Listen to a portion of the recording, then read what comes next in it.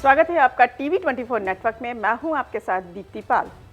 मंगलवार को देश उस समय सन्न रह गया जब खबर आई कि पहलगाम में आतंकवादियों ने हिंदू पर्यटकों को गोली मार दी।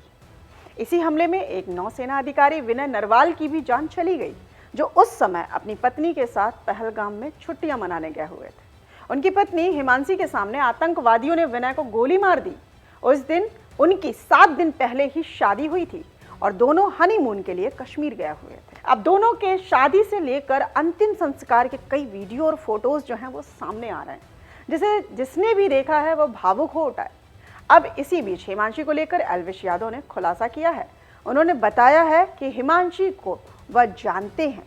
एल्विश ने एक वीडियो भी शेयर किया है जिसमें हिमांशी और वह कॉलेज में पढ़ते थे और वे एक साथ खूब मस्ती करते थे, क्योंकि वे एक साथ मेट्रो से कॉलेज जाते थे। एल्विश यादव के पास पहले से ही हिमांशी का फ़ोन नंबर था, लेकिन वह उन्हें कॉल नहीं कर पाए क्योंकि उन्हें लगा कि उनकी मानसिक स्थिति क्या होगी।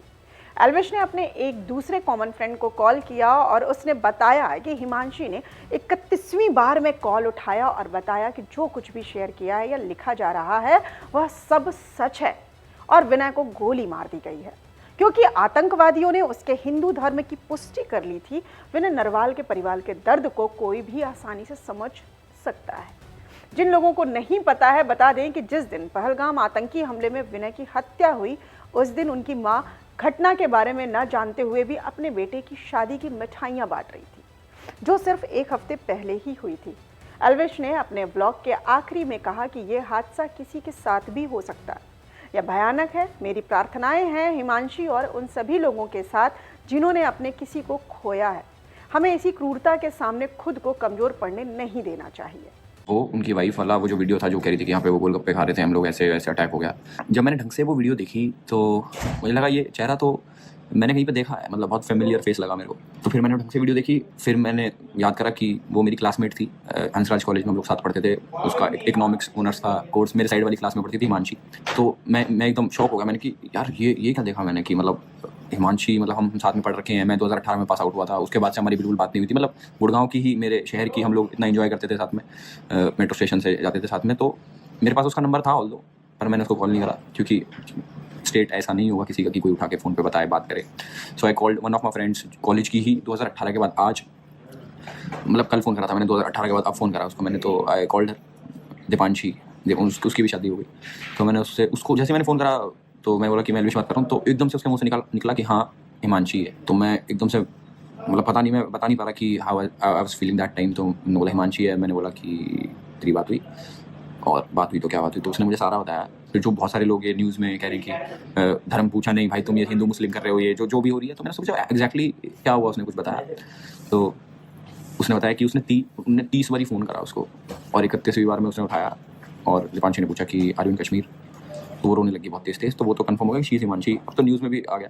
तो हमने पूछा कि हिमांशी क्या हुआ ये वो, मतलब एग्जैक्ट। तो जो ये लोग आ रहे हैं ना प्रोपोगेंडा चलाने वाले कि नहीं भाई वो भी तो है उसमें, एक और भी तो है मरा है, जो देखो वो धर्म पूछ के होता तो उसको क्यों मारते ये वो।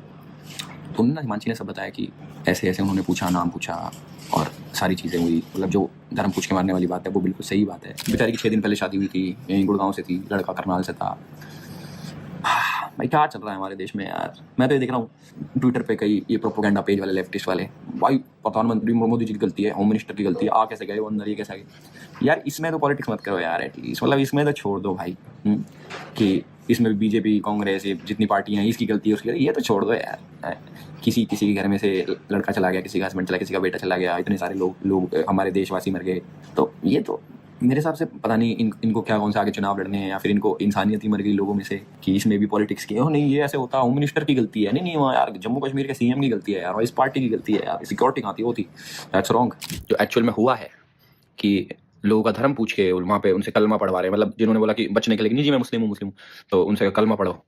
अब किसी ने झूठ बोला, उसको पढ़ना नहीं आता, तो उनके पैंट नीचे करके चेक कर रहे हैं कि ये मुसलमान है या नहीं है। भाई मैं तो पता एक चीज़ मानता हूँ कि ऐसे लोगों को पता नहीं, ये जो कहते हैं जन्नत मिलेगी, हमें जन्नत मिलेगी, भाई साहब तुम्हें नरक में भी जगह नहीं मिलेगी यार। कि तुम एक किसी की जिंदगी ले रहे हो, तुम मतलब तुम्हारा हक भी नहीं है किसी की लाइफ लेने का, भगवान का हक है, वो चाहेगा तब जाएंगे, वो चीज़ें तुम अपने हाथ में ले रहे हो। वेरी रॉन्ग, मतलब इनह्यूमन, काफ़ी बहुत ज़्यादा। इससे नीचता कुछ नहीं हो सकती किसी इंसान की। तो बीच में आप लोगों ने देखा होगा भाई, मैं मेरी कवर फोटो देखना ट्विटर पे ना। बाकी मैं बीच में मतलब मैंने बोलना कम कर दिया, मुझे लगता है यार क्या यार, लोग ये कहते हैं वो कहते हैं कभी ऐसे वैसे। बट अगर तुम सोचो तो तुम्हारा भाई सही कहता था, मतलब बहुत लोग आके बहुत इंटेलेक्चुअल्स आए ये वो, बट आई वाज राइट। अब सब लोग कह रहे हैं पाकिस्तान पे वॉर करो, पाकिस्तान को ये कर दो, पाकिस्तान को धराशायी कर दो। अब वो तो सरकार जाने, हमारे मोदी जी जाने की क्या स्टेप लेंगे क्या नहीं लेंगे, बट मुझे ऐसा लगता है कि कुछ तो करेंगे ही। मतलब जब भी सर्जिकल स्ट्राइक, फिर वो जो एयर स्ट्राइक, इस बार मोदी जी हमें एयर स्ट्राइक नीचे, इस बार ही हमें पाकिस्तान ही ला दो। पाकिस्तान क्या ही बोलूँ यार, फिर तुम कहोगे कि एल्विस भाई तुम ऐसे हेट फैलाते हो यार, तुम ये करते हो। पता नहीं हमारे देश में ये सब चीज़ें कब बंद होंगी। जम्मू तक गया हूँ मैं, कश्मीर कभी नहीं गया फॉर ऑब्वियस रीजंस। जो मेरे पास पहले रीजन थे वो आज बिल्कुल जस्टिफाइड है कि हाँ मैं सही कश्मीर नहीं गया। और जो बहुत सारे लोग पोस्ट कर रहे हैं, एक तो यार जो ये गिबली इफेक्ट वाला, भाई तुम लोगों में पता नहीं क्या शर्म मर गई, उसका एडिट बना रहे हैं, उसका कुछ भी बना रहे हैं भाई।